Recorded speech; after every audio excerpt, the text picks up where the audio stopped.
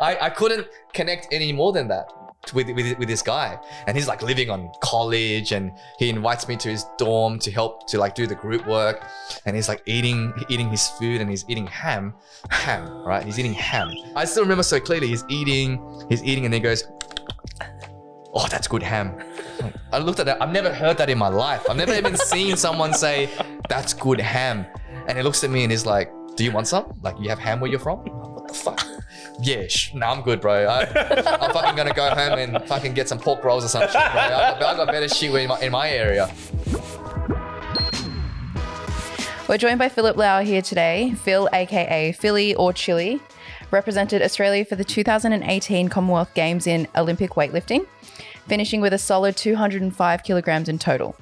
Phillip also represented Australia in the 2017 Summer Universiade in Taipei, graduated with a master's in physiotherapy with 8 years of physio experience underneath his belt, trained with Olympic competitor and world record holder Coach Pang.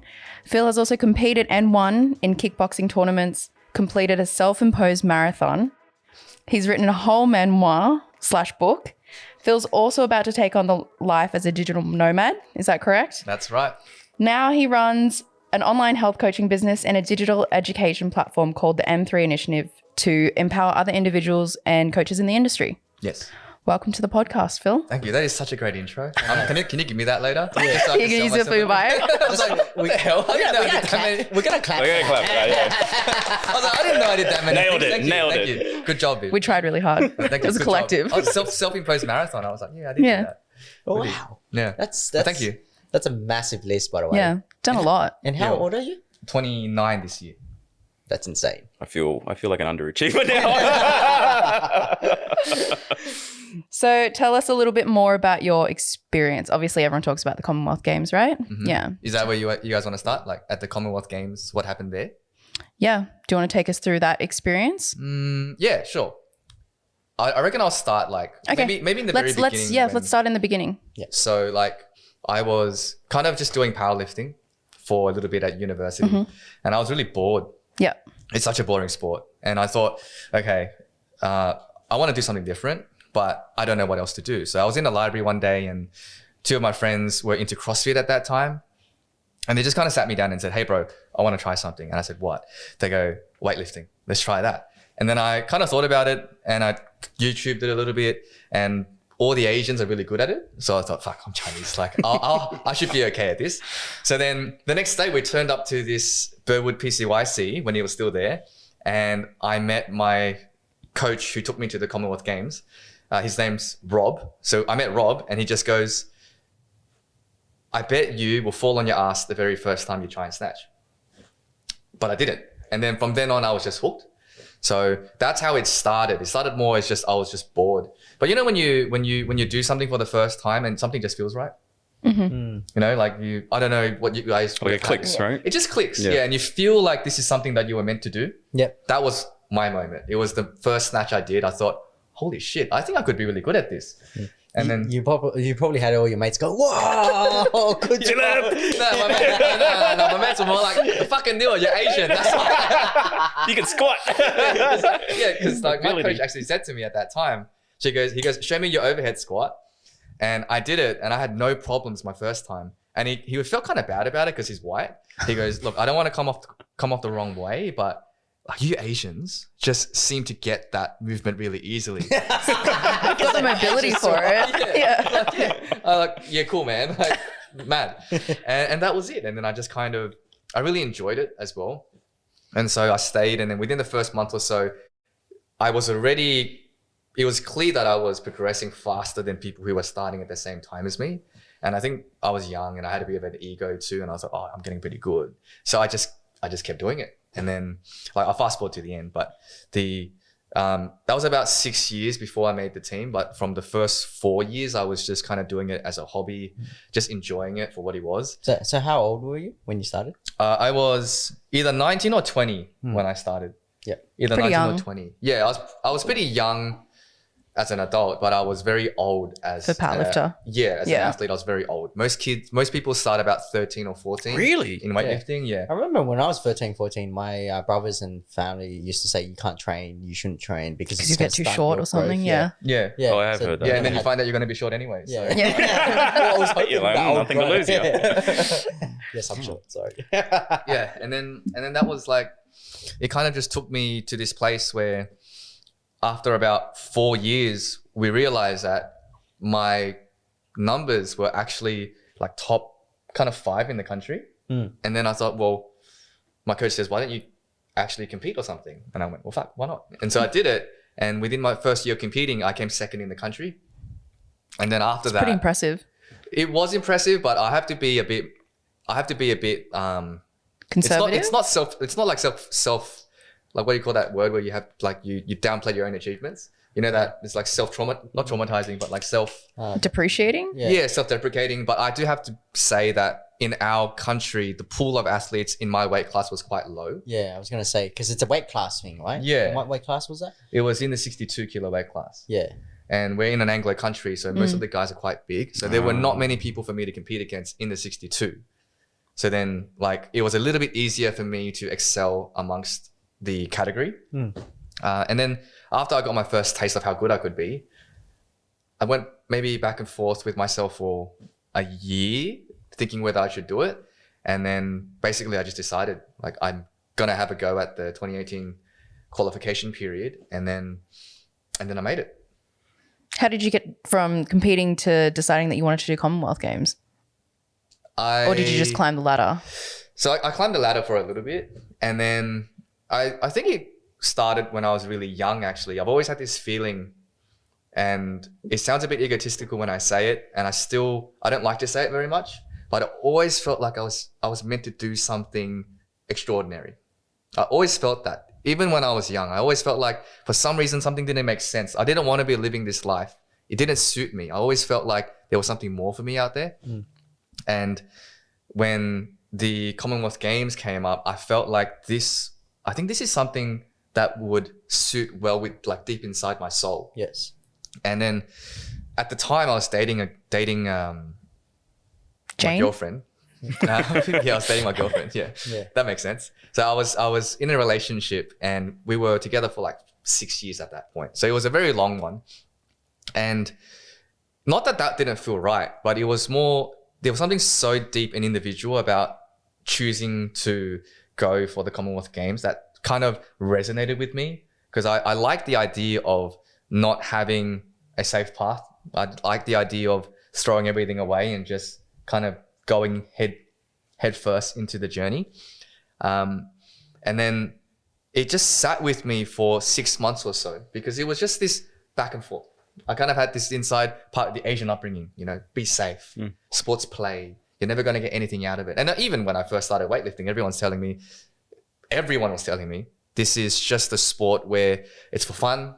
You're never going to make anything out of it. Like, don't spend so much time. It's better off, go to your studies, go work, make money. This is just something you do on the side. But it didn't feel like that for me.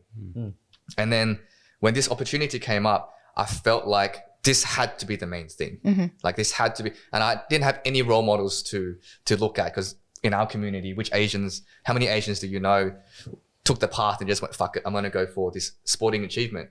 So I had to do that for myself. And I thought to myself, like, look, in 10 years time, I can work, I can get a degree, I can do all these things, but I won't have this chance again. Yeah. So my question is, like, what made you feel that way, that you needed to, or you wanted to achieve something great? Like, that's, to me, there's not many people out there that would, like, you know, I wake up one day and just go, you know what, I'm going to achieve something great. So I'm going to be a Commonwealth Games athlete. Like, So how did that happen? A lot of introspection. I had to think about it a lot. I still probably don't really know why I have that, but it's not a nice feeling. It's more like it's an angry feeling. Like, deep inside. Tormented? I feel a little bit, exactly. It's a little bit tormenting. It's a little bit dark. And I think maybe it comes from the fact that when I was young, maybe it's part of a parental thing, but I always had this feeling like I was never good enough. You know, and I don't blame my parents for this, but I had a very, very, very outstanding older brother. And he was viewed from the perspective of everything an Asian Parent would want. You know, Model you Asian. have great grades. He was very smart. He excelled in everything he did. And it's like, for me, I looked at him and I was like, fuck, I can't be like that. There's no way I can be like that. And when you're young, I think you don't realize what's happening, but you're constantly chasing this thing that doesn't suit you. And I was probably more of a person I was suited more to people. I was suited more to sports, probably things that are a bit more active, but I wasn't measured that way in my parents' eyes. I don't think anyway. So I never felt like I was good enough. And then I guess when I turned like 23, that kind of manifested in a big way when the Commonwealth Games came up. And I went, fuck it. Well, this is my own proving ground and I don't need your validation for that. I'm going to do this for myself. And that's what I did. That's crazy because I don't think many people, whilst they think that way, have the conviction to then do it.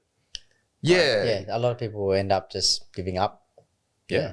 Yeah, but like this is the part where I think people need to don't see the hard side of what I had to go through, right? And as unfortunate as this is, if I had not broken up with my girlfriend, I would never have had the strength to go through what I went through. Because the way I looked at it at that time was, I have this little ember here and it's burning for me to go do this Commonwealth Games journey, but you need fuel. You need to throw shit in there. And the bigger the sacrifice, the more fuel you have. Do you think that's binary? Like it's like you have to sacrifice in order to go after what it is that you want? At this stage, yes, I do. And maybe when I'm older, I'll say different. You don't have to. But until it's like investing in something. You need to put something in to value what you're going to get out. And for me, like during my darkest times, I remember this one time, I was like in the gym and I was by myself. It was maybe 6 months out from the final trials. And at this stage, I had no chance of making the team. No chance because somebody else had come back out of retirement. His name was Vanara. We're good mates, but he was just so much better than me. And I was like, fuck this guy, man. I can't beat him. And we hadn't decided to drop down a weight class yet. So there was really, in my mind at that time, there was no reason for me to be here. In 6 months' time, I'm losing to him no matter what. And this is not me being self-defeatist. It's just because I know physiology. I know how much improvements I can make at that level. It's not going to beat him. That's the way I was thinking about it. So I'm in this dark, dingy gym. I'm by myself. It's like 11 degrees in the gym. It's cold. All my mates are like fucking partying, having fun. And I'm like 24, 23. I'm fucking sitting in front of this barbell and I've got a really heavy session. And I do this one clean and it just smashes me. And I'm just sitting there like, you're a fucking idiot. Like, I'm just sitting there. Why are you doing this? Like you broke up with your girlfriend. You pretty much put your career on hold. You are sacrificing a lot of your social time with your friends, the bonding years. Like you're sacrificing all of this and you're sitting on your ass in a gym in front of the barbell and there's like no reward for you at the end. Like, you know, there's no reward. Why are you here? So I'm just sitting there like, what the fuck am I doing this for? And the only thing that got me going was the fact that I can still see so vividly the conversation I had with my ex-girlfriend about why this was important to me and why I had to do it. And so like, to me, it was, although we had broken up, I owed her a favor because I told her that part of the reason why we're apart is because I need to go do this and you need to go live your life and I need to go live mine. And so if I didn't have that, I'm pretty sure in that moment, like I'd be gone. I would just pick up in like 6 months later, I would not have gone to that trial because what's the point? But I had that, I owed it to myself and I owed it to our relationship to keep going.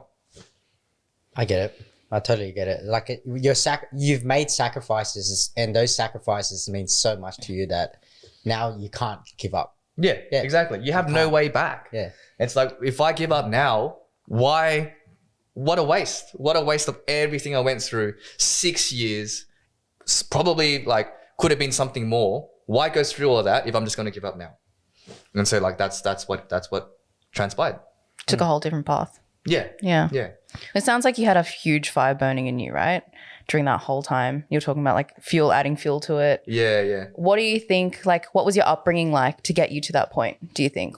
Like, what was it like with your parents? What did they do for a living, I guess? Yeah. My parents they're painters now. They were Wow. painters. Mum was, I think in the initial stages, mum was like the jump child lady and dad was a tradie. So they made ends meet. And growing up, for me and my brother, they were always working a lot. So we just grew up on video games, really. We didn't have anything else we could. That was your pastime. That was our pastime. We just had video games, and luckily we had internet at that stage. So you had your mates to play with as well. The dial-up internet or LAN parties. For us, it was at that time. It was ADSL 2+. It was a bit beyond 56K. yeah. So was MSN still a thing then? Yeah, it was. I had MSN. Yeah. I was on MSN until after year 12, man. Holy crap. Yeah. So then, growing up, it was like kind of just we kind of had to do our own thing a lot, and I think the main thing for me growing up was I really didn't have that much guidance as to like the formative years, you know, like I had this brother who seemed to just get it. He just Couldn't really relate to him. like academically just got it. And I didn't have that. Like I reckon the only time I ever understood a question on the page was maybe in year 11. Like from 0 to year 11, I just turned up. Like nothing happened. Went through the motions. Yeah, I just went through the motions. And so I look back at that sometimes and I think, man, I never want to go back there. I never want to be just this guy who just floats around and he just kind of goes day to day. He doesn't really do anything directed. He's not focused. I never want to go back there. Like I'm constantly running away from that person and that little kid. And also, like what I said before, I'm always trying to prove myself for some reason. Like I still feel like Chip on even your now, shoulder. after you read out that list, I still feel like I can do more. Like that to me, it's done. I don't need that. I need more. I need to constantly prove myself to whoever it is. I don't know why, but I just have it.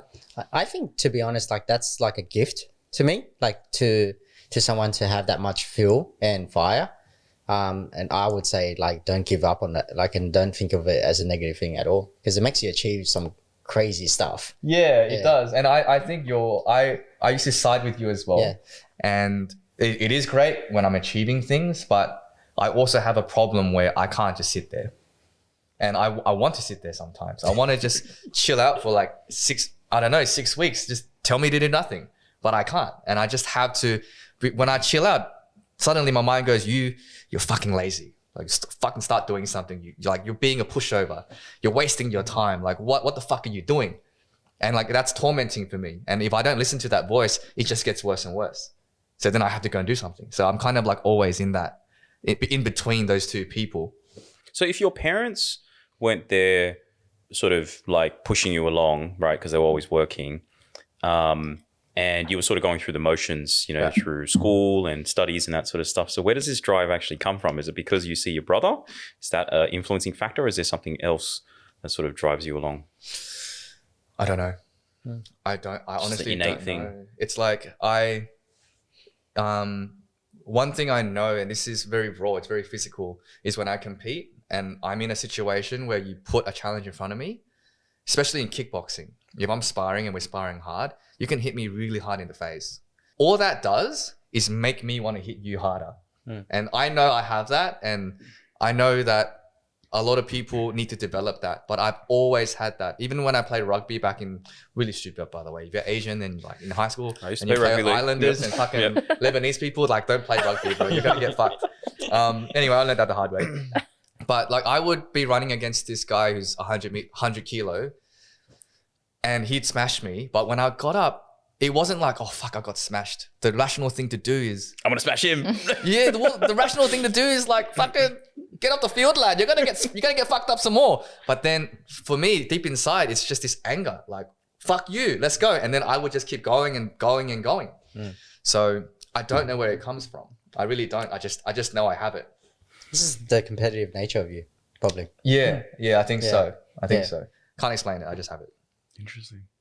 I know that you mentioned in your memoir though that you were telling a story about how you were playing, was it Zelda one day? Yeah. And your mum asked you to play piano and you didn't want to. Yeah. And somewhere in that moment you mentioned how you owed it to your mum or, yeah. Oh yeah, that was classic Classic motherly guilt trip, man.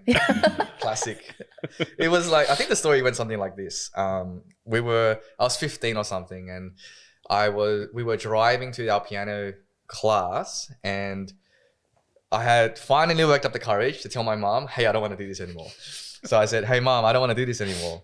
And then she goes, kind of listened a little bit, and then I kind of threw a tantrum, and she kind of did the whole, hey, do you think I want to drive you here every weekend? I hear that. I remember that. Yeah. I've experienced that. Yeah. Do you think I want to spend my only day off driving you to your piano lesson? Do you think that I want to spend $80 a week on your piano lessons? And like, what are you gonna do, bro? I'm 15 years old. I can't handle this guilt, man. Like my emotional regulation is really low at that point. All I knew was like gaming. And I was like, no. And then she didn't say anything. And that's what fucking kills you, right? It's silence. Like the silence. And then I went, oh shit, I better go play the piano.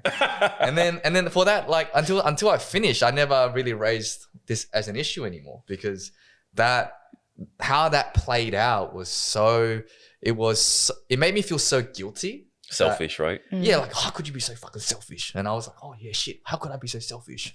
What good is playing Counter-Strike gonna do? Piano's good for me. Playing Counter-Strike and Zelda's not good for me. But you don't know why piano is good for you either. Like, no, I fucking hate it. Like, why? And that was it. Like, I just kept going because, hey, when mum flexes her moves, man, you better listen. I think that's probably what fuels your fire. Guilt. Like Maybe. Honestly, I don't know. Because you want to prove something to your parents. You want to prove something to your family. Could be something. Like I know for sure that's how I feel. What happened to you? Yeah, that's how I feel. But a lot of people like that that I know, it's all fueled by guilt. Yeah, and because look, man, your parents came from nothing and left everything in China, and they came all the way to Australia. Like obligation. Yeah. Yeah. And then they want you to study. They want you to have a good life. They're paying for every single thing. Yeah. I'm sure that you look at your parents and they're working their ass off, paying for your piano lessons. You don't feel any guilt. Yeah. So I think a lot of it comes from guilt, and probably for your brother as well. Yeah. That's probably what's transgressed into maybe the competitive streak, but also, you becoming, Commonwealth Games athlete, trying to, essentially reach the pinnacle with this sort of stuff, right? Like, it's almost like you and it's like this, like you said, this never being satisfied. Because I think about, like, I've got a friend who is quite happy to, work in retail and make $50,000 a year. And she's like the happiest person. And I'm like you, I'm like, I wish I was like that. Yeah. So I'm like, I wish I could be as if this happy is as happiness, you. I'm like, do your thing, like the self-awareness, but we can't because you just programmed, you're wired differently. Yeah. And I don't know, like I think like we all sort of sitting here and we all have like different upbringings, right? We've got different experiences, but I can relate to, how the way you were brought up. My parents were always working as well. And so pastime was a lot of like gaming, a lot of like fucking around, and don't know where the drive comes from, but the drive just comes from somewhere because maybe there's a lack of guidance, people not telling you like where you should go, what you should do, giving you that sort of direction. And I think there's a lot of that because our parents think that just by taking you to school is enough. Like their sort of responsibilities there is like, that's how to go. But I mean, some parents take their kids to tutoring. Like, I don't know if you ever went through like tutoring, I went through a bit of right? Like, yeah, so there's the tutoring, there's the extracurricular stuff, but at least from a personal experience, that's where I see sort of a lot of that drive comes from, particularly like amongst like Asian kids, sort of growing up. Yeah, I think, being in health, I think there's a genetic component to it too. Like there's definitely something that your parents pass on to you. Because when I got to know my parents for the memoir, it was, I got to know them pretty well, and they would just tell me when they got here, they just had this constant drive to never lay down. Like even if whoever was being racist, whoever was giving them a hard time, even if they're working for $3 an hour, just never give up because they're here to make a life, they're here to make it better. And I don't think that's a coincidence. I think there's something that they passed on to us that we just inherited, and it just played out in a different way. Like you went to be a digital nomad, right? And your parents came from somewhere else. And then I'm going to go do it in like 2 months. My parents flew over something too. And they were 29 too when they did what I'm going to do. Right. Except they left because of a better life. I'm just leaving for fun, But I look at that and I think, hold on a minute. I'm just repeating a little bit of what you did back when you were 29. And I don't think that's a coincidence. And it's not like their parents guided them heaps either. They're just going to follow along with whatever they know. Yeah. So they're going to show you what they know. And then even if there weren't any, wasn't as much guidance, they're still showing you through actions how to work hard, how to have this discipline. They're taking you to piano lessons to work hard constantly, which probably translates to how you can be so competitive and apply that day in, day out for your training as well. Yeah. I mean, yes and no, because the piano might have been something that fueled the anger because I felt like, fuck, bro, you wasted 10 years of my life, man. That's true. You know what I mean? Like, I'm sitting there like, fucking, I hate this shit. And I'll just sit there for an hour every fucking day. Can't you pick up chicks with the piano? I'm just saying. Like, I think it's the guitar that you play. Wrong instrument. Wherever we're going, make sure there's a piano. Yeah. I need to use it. Bring my keyboard around. But I think there's a bit of that, like I had to play the piano for so long and I missed out on so many things. And I think like now that I'm out of it, I'm going to do what I want to do. And that kind of feel, that anger that I use comes from a little bit of that. Because I still remember I had that when I was playing the piano, but I was just bashing keys instead of bashing You got barbells. emotions again. Yeah. that's pretty cool. I'm curious to know, like I'm sort of turning a little bit, like going left field here, but like being an Asian Australian athlete, what was that like? Did you know, was it something you noticed that was quite different of an experience compared to everyone else? Or do you felt like there was no difference? What was that whole thing like? So I have nothing to compare it to because like I'm just me. But I feel like the adulation you get a lot of adulation when you make something like this. And the cultural difference was like there's almost a prestige to you when it came to the Anglo people that I knew. Like they would walk up to me and actually congratulate me and say, hey, man, so cool that you made the games. We're so impressed, like much respect. Whereas with the Asians, the way they treated me was just a little bit different. They didn't put me up on anything. It was just like, oh, fuck, this guy's one of us and he made it. You know, they were more casual with me, but the Anglo community they almost felt proud that you represented the Aussies on that playing field. Whereas with the Asians, they were also proud, but it wasn't from a place of representing our country. It was more like you're representing our people. Yeah. Yeah. Like it's an ethnic representation. It's an ethnic thing. Yeah. Yeah. Because I feel like for a lot of Asians, they could never imagine that I could do something like this. Like they could never imagine someone from our community doing something like this. And I would have even my close mates going, bro, I never thought I'd see one of us. And they're not saying about us as friends. It's like us as Asians. I never imagined one of us being on TV lifting in the green and gold. Why do you think that is? Because we don't see it. But we see it now, right? Yeah, we see it now. Like this was a few years ago as well. Yeah. Because Asians, like, correct me if I'm wrong, because I'm not a fitness guy, but we got short arms. We're small, so therefore it's very easy Do the Asian to squat. Yeah, it's very easy to get the pole up. Easier than like a big guy. That like it takes a longer time and a lot of more strength to pull it up, right? Yeah. So, but I do get you because I would never even. Like I wouldn't have not known if it wasn't Viv to invite you here that like we had an Asian guy from. So sorry, can I say we're Chester Hill? Yeah, 100%. Represented us Australia in Commonwealth Games. Like I wouldn't have known at all. So yeah. Well, why do you think?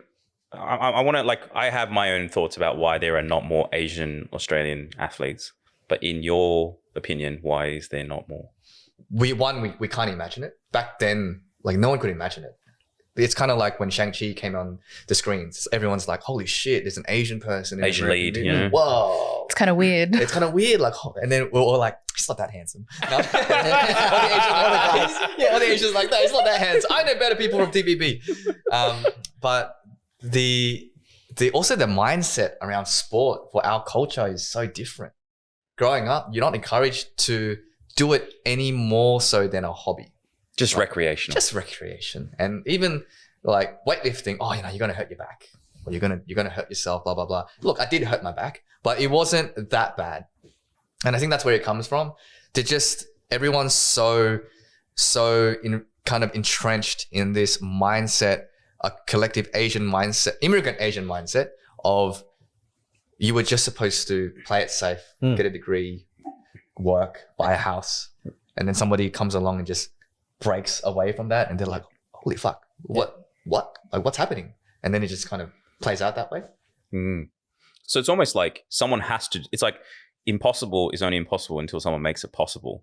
And so like, if you think about that same case with you, say, demonstrating that, hey, you can be Asian Australian and be at the top of your game, you know, as a athlete representing the country, that you then, like you see celebrities, you see athletes, they say this all the time. It's like, I want to be the spark or the inspiration that gets the next generation doing it is what it is that I'm doing. And it no longer becomes a very extra special thing, but it just becomes a normal thing as well. Yeah. So have you ever thought about sort of like legacy or impact around maybe like encouraging maybe the next generational cohort of like Asian Australians to pursue something like becoming an athlete? And then I guess the second question, or the second half of that question, was that ever part of your plan? First question, yes. That's why I wrote the memoir. Because I was sitting there one day and I thought, if I could do it, and I feel like I'm a pretty normal dude. I was born with some genetic advantages for weightlifting, not much else. For squatting. Squatting, yeah. There's nothing outstanding about me outside from the fact that I just seem to have this competitive drive that outmatches a lot of people. But physically, I was never the strongest. I wasn't the fastest. I'm not the smartest, but I could do it. So then I'm looking at my mates who were like fucking above me. And I thought like, bro, you were the coolest guy in fucking high school. And you're like one of my best mates. And yet I've done this and I believe that whatever you want to do, you can fucking do it too.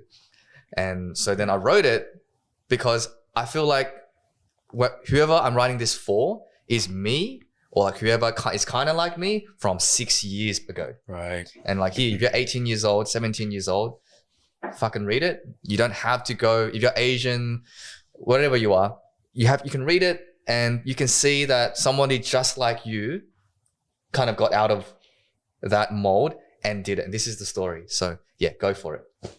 And then the second part of your question is, yeah, I do feel like there is an importance to leave behind a legacy, but not from the point of I want to live a cool fucking life and then you guys should follow. It's more like, for me, we don't have a exploring nature anymore in terms of the world, right? We had people who came from England who explored the globe and they mapped out everything and there was this thirst for adventure. Right. And now we have space, but I can't do that. But I can explore other things. And then I'm going to lay on the map, lay on the path. So then whoever is in that similar position in the future, you guys can see that it can be done. And I want you to go and do it. You don't have to do exactly what I'm doing, but I just want you to know it's possible. And that's it. And I want to leave something good behind. So then you have a platform to step on the same way that we had a platform to step on when our parents did what they did to give us what we have now. Yeah.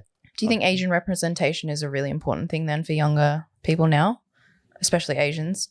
I used to make fun about this idea because, you know, Asian representation in like media, in Western media is like getting more and more traction, right? And I'm like, bro, this is a white television. What do you expect, bro? Do you want an Asian if you're a white person watching this, do you think an Asian person is going to appeal to them? And that's kind of how I used to think about it.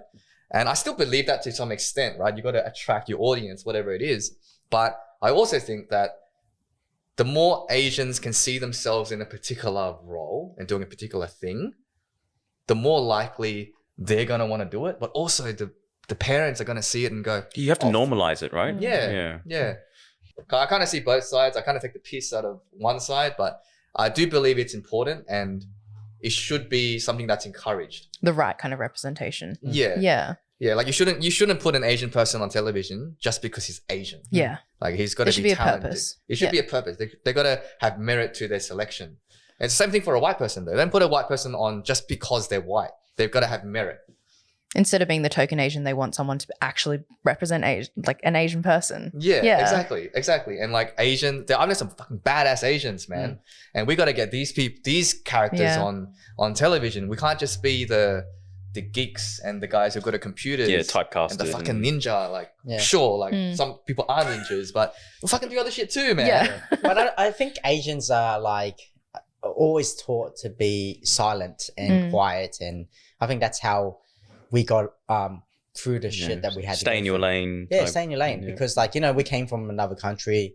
You know, this is not our home. It's also part of our culture as well to respect our elders and be quieter. Yeah. Yeah. So yeah, that's why you know, us Asians like do what we do, and we're achievers, but we're quiet achievers sometimes. And it's really hard to break that mold. Yeah. So how did you get that confidence? And you know, like, and I noticed this when you've been talking about yourself, which is that like you're always saying, I'm not trying to be cocky. I'm like, you know, I'm just saying this because I really believe it.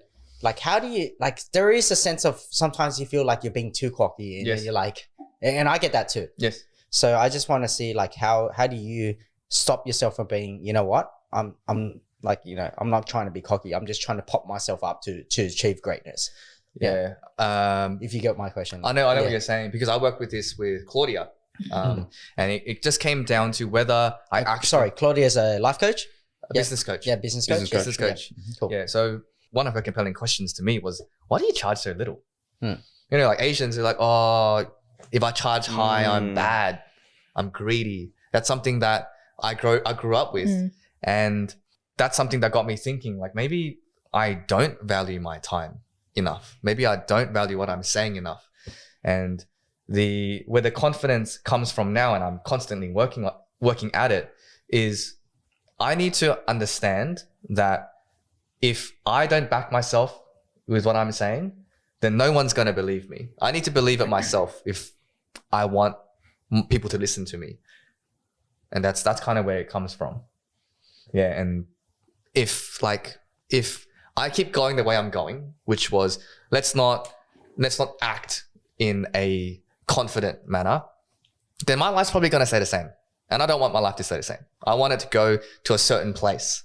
And so I need to shed some skin, do things I haven't done before. And then before long, then I'll probably be confident enough to not even think about saying the phrase, I don't mean to be cocky. I'm not going to even think about that phrase. I'm just going to say it. And I want to get to that stage. But at this stage, like, I'm just not there yet. It's powerful, man. I think for you to see that way, like, it's really powerful. Yeah. Because was that something that you went through as well and you had to overcome? I'm still going through it to this day. And I think like probably half of the Asian community are going through it, or just people in general. Like, they just feel like sometimes, like, and that's probably the reason why a lot of people aren't on social media, you know, the high achievers, because they feel like they're being too cocky. And then there's the judgment. Yeah. They're worried about it. So yeah. Well, everyone's going to judge you. everyone will, bro, yes. I finished my journey, and then I started charging $120 an hour for a PT session to teach people weightlifting on the background of Com Games and being a physio and having coaching experience, right? And I don't know who it is, but some guys made a meme page and just started really ridiculing me. Oh, wow. I didn't know who it was. I was like, who's this hater that's just making shit about me, just making fun of me? Didn't know who it was, but that's when I realized you can fucking do anything, nothing wrong by anyone, and people will just fucking hate you for no reason. All I did was reach a certain level and then try and market my services, and suddenly this guy's calling me like scamming people, trying to take money off people. But you've got like a reputation. You've hit milestones, and you're man. You have so much backing you. Yeah. 120 is not like it's not that much. Like, Yeah. Well, to me it was. You can I was charge like, way more. What the fuck? I was like, what does what does 120? Claudia say? Claudia must say charge more. That's what she said. That She definitely goes, would have been it, dude, yeah. you got to charge more. And I was like, really? Like, people will pay for that? And then she goes, yeah. And I went, okay, cool. I'll charge more. And then since I've started doing that, and people have validated that and given me they're like, oh, yeah, 100%. Take my money. I'm like, oh, fuck, I should have done this earlier. I really should not have waited. It's not until you take the step. Yeah. and until you believe in yourself, right? And then you do it, and you realize, holy crap. What have I been waiting for? I should have been charging this Yeah. long time. Yeah, exactly. Yeah. Exactly. Yeah. But it takes time, right? Like, you can't just go out of nowhere and just do it. Like, you need to prop yourself up. You need to believe in yourself. You need to actually go through those experiences that you went through. And then, like, make it to the Commonwealth Games. to then go, you know what, I can do this. Yeah. And it took me a lot of time to believe that. It took me how long? 8 years until I started charging the amount of time. Like the amount. You probably should have been charging like 8 pretty years early ago. on. Yeah. And till that day, like when I left, just so sorry, I don't want to talk too much about myself, but when I left, like even like some of my mentors were saying, Davey, are you really ready? Yeah. Oh, so you got questioned till the very end. I got questioned to the very end because like there is a hidden agenda, right? They want to keep you. Exactly. They want to keep you. Yes. And then after it, once you've made it, like, well, you've done it and they know that they can't keep you anymore, they'd say, I'm proud of you. Yeah. Because there's a hidden agenda. Yeah. And to that person, whoever it is, could have been your ex-girlfriend. Like, I'm just saying, like, there's a hidden agenda for them to do what they do. So, but like me and Can used to say, when, or other people as well in our business, is that if someone's out there, if you got haters, then it means that you've made it. Yeah. Because if someone... Because you're getting noticed. Yeah. Right? Like you're ruffling a few feathers and people are noticing you as well. You should keep going. Yeah. This goes back to sometimes the Asians, man. I love my people, but fuck, man. Sometimes they can be the most judgmental culture. 100%. They're the most judgmental people. The aunties and uncles. Oh my gosh. Yeah, like, man. You come out, you go, hey, I'm gonna do this. I'm gonna charge this amount. Really? Like, really? You gonna Phillip charge Liao? like, you're gonna charge that much? Really? Like, are you good? Like, are you sure you're not lying to people? What can I do? Like, okay, you believe what you want, but then, like, I also have to confront this with whoever I speak to, whether it's our generation or sometimes the older generation, and some of them will listen.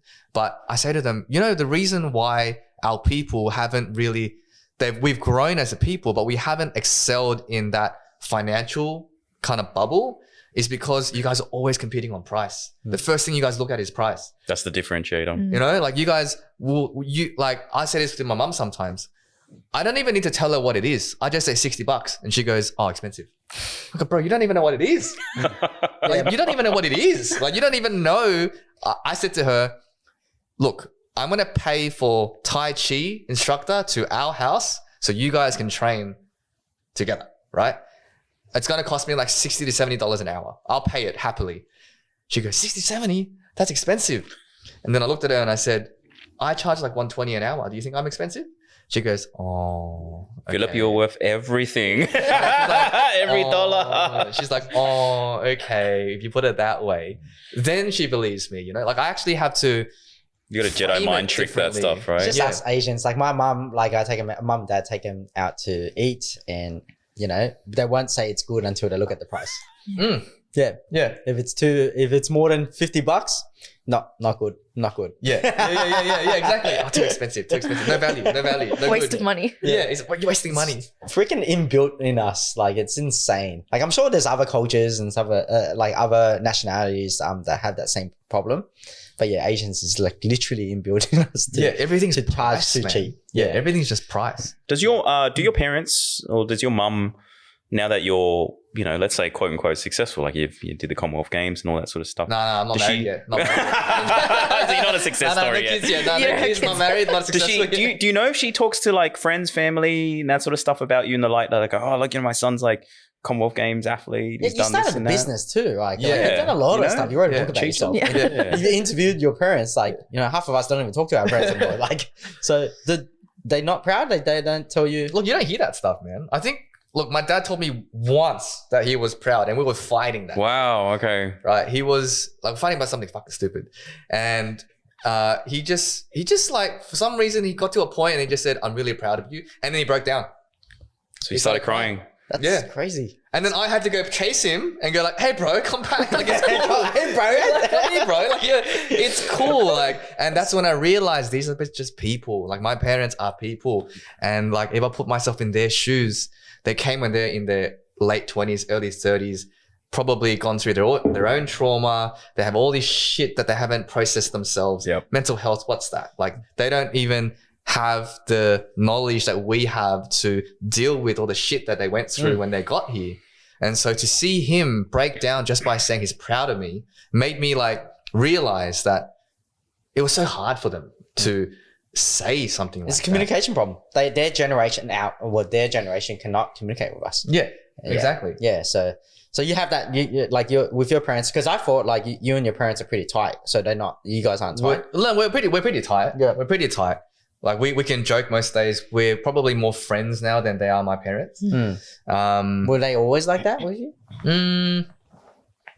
More recently, I think more when I was writing this memoir, that's when we really got deeper on the friendship level. But prior to that, it was very like hierarchical. Okay. So how did that happen? Like just because you asked them questions and was it you that solved that problem within yourself, or was it they solved that problem? No, it was me. Okay. You know, you got to take, I think when you start doing shit for yourself, you realize that you can control a lot of things by just changing how you respond to situations. And for me, it just became a matter of, if I want to be closer to my parents, I need to do it. And it's been fucking 29 years. Like they would have done it already if they had the capacity to. So I took that step, and it was a little bit uncomfortable at first, but now we're at a place where it's not weird for us to be in that position. I remember one time where I my dad was telling me off and I just hugged him. He was like, "What the heck are you doing?" Yes, I know exactly how you feel. So was it like weird for you when you did that? Yeah, he shut up after it. So I realized that way is a good way to help him shut up.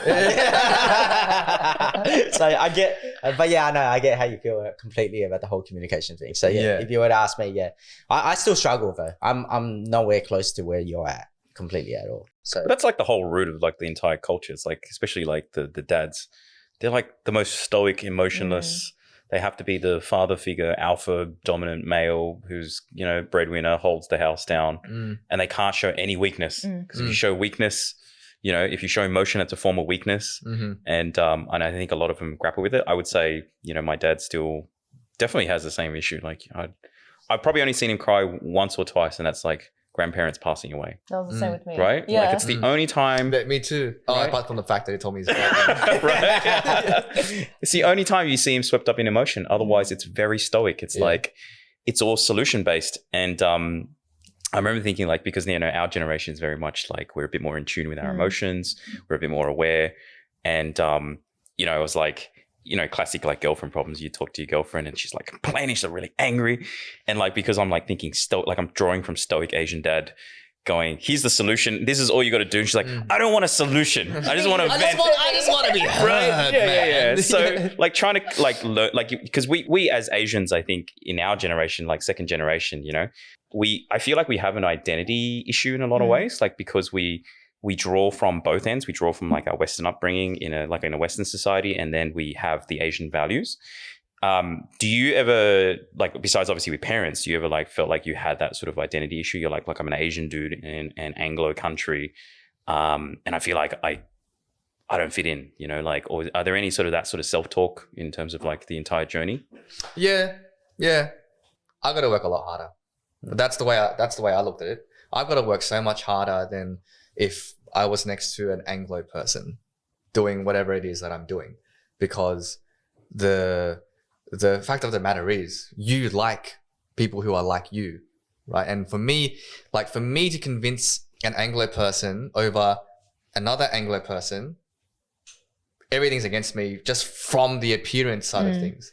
Unless I'll have to maybe be 3 Commonwealth Games and do all these amazing things to convince one Anglo person versus another Anglo person who's done half of what I've done. Yeah, but I accept that, because with the Asians, I know I got an in. Like I know that the Asians will most likely come to me because I'm Asian, and that's not a problem to me, because that's just in-group preference. That's not like we don't see it as a disadvantage. It's not and it's also not a malice on the other side a lot of the time, right? You like people who just like people who look like you, right? So I agree. Yeah. Like in like, you went to Sefton, right? Yeah. The Seftons, or the 90% of us were Asian. So it's a very Asian dominant high school. Yeah. So like, I wanted to ask, like, now that like you went to a high school that was full of Asians, you grew up in an Asian, household, going out into the world at university, you start talking to Caucasians. That's a big difference, right? Like, Huge difference. yeah. I could not connect with them. Yeah. You have to present yourself a certain way as well and like talk a certain way. Yeah.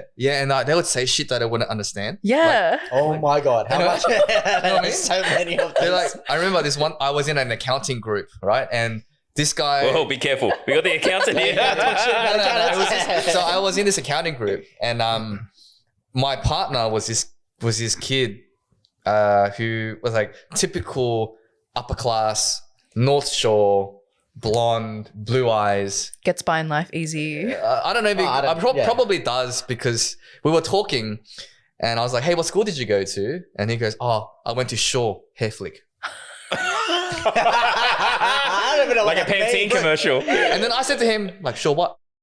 Like, what do you mean? Like, Shaw what? Apparently, Shaw is one of the most prestigious private schools in the northern suburbs. I'm like, Shaw what, bro? And he just like, I think he expected me to go, oh, wow, Shaw. I didn't know what the fuck he was, man. And then I go, what are you doing for the weekend? And he goes, oh, I'm going to go and watch the old boys play some union. Hair flick. Hair flick. I'm like, old boys? Like, what do you mean, What's bro? that? What do you mean, old boys? What's the old boy?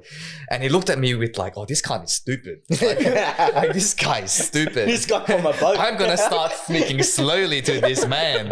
He was like, so in our school, the people who graduate are called the old boys. I went, oh. It's slower and louder as well when they speak to you. Yeah, I'm like, okay, cool, man. Cool. And that was it. Like, I couldn't connect any more than that with this guy. And he's like living on college, and he invites me to his dorm to help to like do the group work. And he's like eating his food, and he's eating ham, right? He's eating ham. And I wouldn't choose ham. Who the hell eats ham? Like, I wouldn't By choose choice. ham. And I still remember so clearly. He's eating, and he goes, oh, that's good ham. I looked at that. I've never heard that in my life. I've never even seen someone say, that's good ham. And he looks at me and he's like, do you want some? Like, you have ham where you're from? I'm like, what the fuck? Yeah, no, I'm good, bro. I'm fucking going to go home and fucking get some pork rolls or some shit, bro. I got better shit in my area. Yeah. So how did you break that that issue, like like barrier, for example? Of Look, I never did anything conscious, but I think just as a coach, the more I did it, the more I knew how to read people, what resonated with them, and somehow it's just easy for me to connect with people now. Whether it's Asian, whether it's Caucasian, it doesn't matter. Everyone presents themselves in a certain way, and I don't have a problem just talking to someone and getting to know them and asking the right questions to build that bond. I think it's like the Aussie culture. That's the Western side of it, where we joke around about. I think like, because from the limited time we've met, you joke around about it. You probably take it easy on it. You probably the ham stuff. You're probably joking with the guy. Did you joke to the guy about ham or? No, bro. No, bro. Okay, cool. He seems so serious. But I was like 19 at that point. Yeah. I was still so fresh out of high school. I didn't have those social skills yet. Yeah. So I probably would have asked him like, fuck, what's good about it, bro? Like, if I was in that position now, fuck, give me some, you know? Like, I don't know. Back then, I just was like, okay, cool. Oh, okay. So it's like, so there was no like way you tried to break it. Did you consciously try to do it? Not at all, completely. No, not really. No, it just Not really. happened. It just happened. I just started working with so many different people, and I traveled a lot, and it just, I don't know, everyone just kind of, you just don't feel that wall anymore. You just kind of be open-minded, be genuine, and know a little bit about their culture too. That helps. Did you like, sorry to bring this up, but did you feel like there was any like racism at that time at all? Did you feel like you got anything out of it? Like any experience like that? When I was at uni, or you mean when I was? Well, when you started, uni would be the time, right? Because you came out of high school from 90% of us were Asian. Asian, yeah, and the other 10 were like and then we Lebos. went to uni. Yeah. And then when you went to uni, there's probably more Caucasians. So yeah, I'm just curious about that. Like, did you feel? Because at a certain time in Australia, multiculturalism was bigger, and like in uni, I think everyone was half Asian anyway. Yeah. So Did I ever feel like people were being racist to me? Honestly, no. I don't feel like, but for me, the term racism comes from a place of superiority. And I like, if you chose me over someone else because you liked someone that looks like you, I don't see that as racist. I just think, I fucking sometimes would choose the Asian over someone else. Like, that's not racist to me. But I never felt like anyone looked down on me because I was Asian and I was any way inferior to anyone else. If anything, I feel like we get the inverse. Fuck, we've got a group project, bro. Choose the Asian. You know what I mean? Like, you got to get an Asian in here. Sure, choose the Asian, bro. They're hardworking. Sure, they're good team members. I'll be honest, like I don't feel the way that, like I don't hear, like I hear the stories, like, you know, some Asian lady gets beaten up by someone, but I haven't experienced that being picked on because I was Asian. I was just probably picked on because I was probably wrong place, wrong time. Yeah.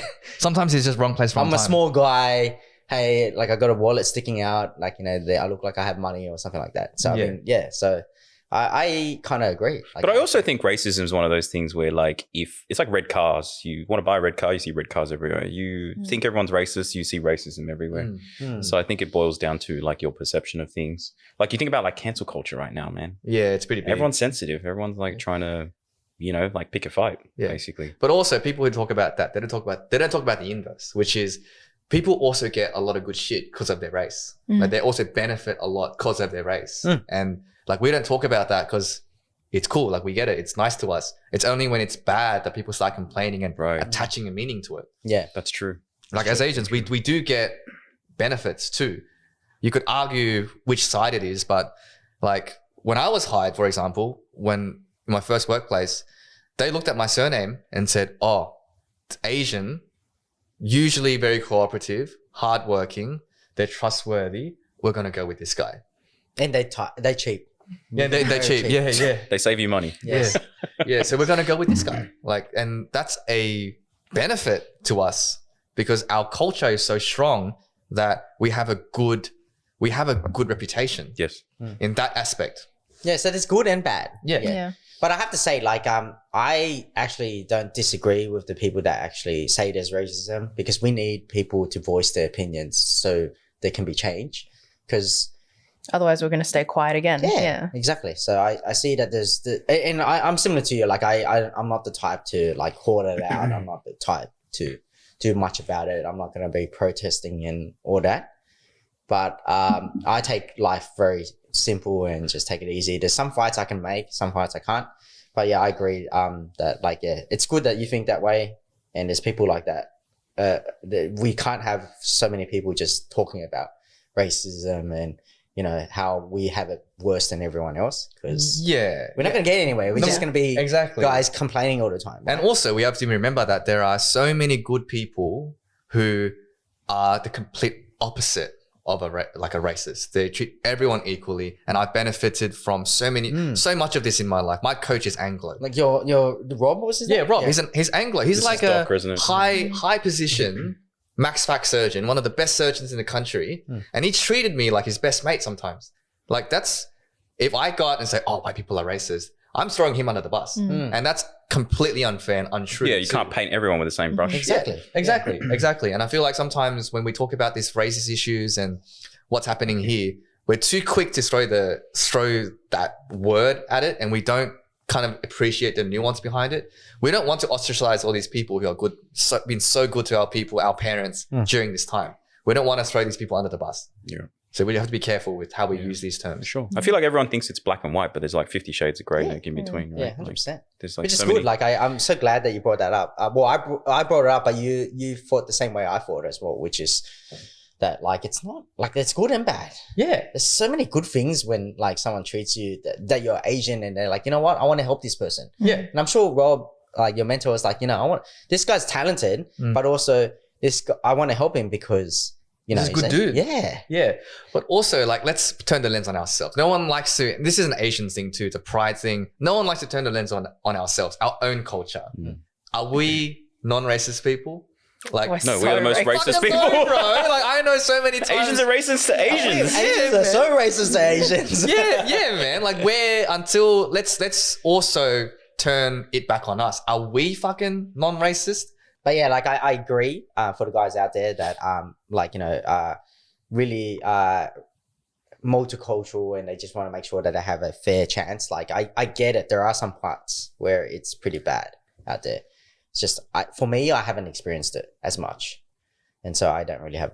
And I'm sure you probably haven't experienced it as well. I really haven't. But there's also that nuance of sometimes it's just a communication problem. Yeah. Like you and 100%. we can fucking talk like this, and we can joke about Asian stuff, but I don't have those jokes with a white person. Yeah. I can't make him laugh like that. If They I'm don't on a get it. sales Yeah. call, I can't make him laugh with an Asian joke, but with you, I could. And maybe that would get you to choose me over him. It's good ham. It's really good ham. Yeah. You know what I mean? Straight out misunderstanding sometimes. Yeah, exactly. Agreed. So it's just, we have to be very careful with how we throw that term.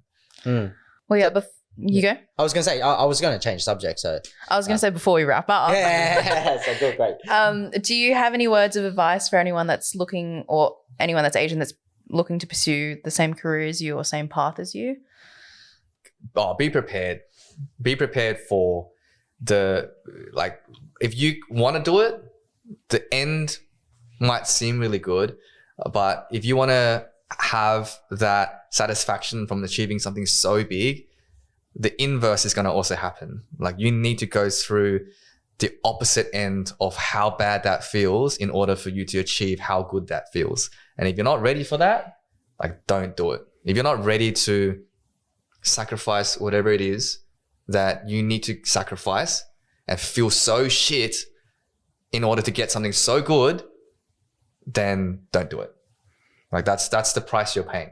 Because it's not all glory. It's just there's a lot of pain in between. Well, there's a lot of pain in between, and you go through a lot of shit, heaps of shit. Probably for the last 9 months of my journey, not one day, like only maybe 1 week of that journey was really just roses and daisies, and I felt great about it. The rest was just constant self-doubt. Not depression or anything, just like anger, doubt. You're not ever sure, you're anxious about what you've chosen. And then when you get there, in that moment, it's fucking great, but it lasts like 10 seconds. Yeah, it does.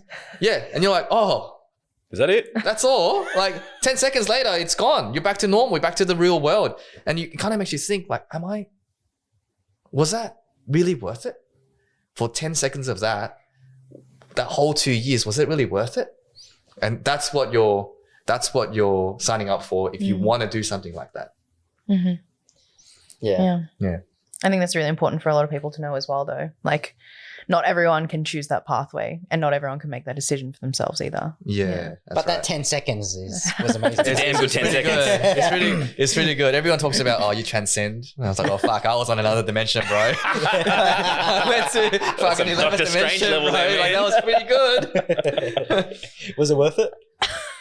Oh, man. I get asked that all the time. I have to say yes because of where I am. But would I do it differently? Little bit differently? Yeah, I would. But at the same time, I can only say that because I've done it this way. In hindsight. Yeah. Cool. Well, yeah. Thanks for coming onto the podcast. Thank you for having me. This was fun. Amazing. Yeah. Thanks, So guys. I think definitely for a round 2 for sure. Yeah. That's good. Cool. Thank Sounds you. great. Sounds good. Cool. Wrap. Thanks for listening to the Level Asian podcast. Make sure you subscribe and leave us a 5-star review if you enjoyed the episode. And why not share it with friends and family who might enjoy it too? Also, make sure you head over to levelasianpodcast.com to join our email list and to receive the latest updates and get notified when the next episode drops. If you know a great guest we should feature, email us at contact@levelasianpodcast.com or DM us on our socials in the show notes. Catch you on the next episode.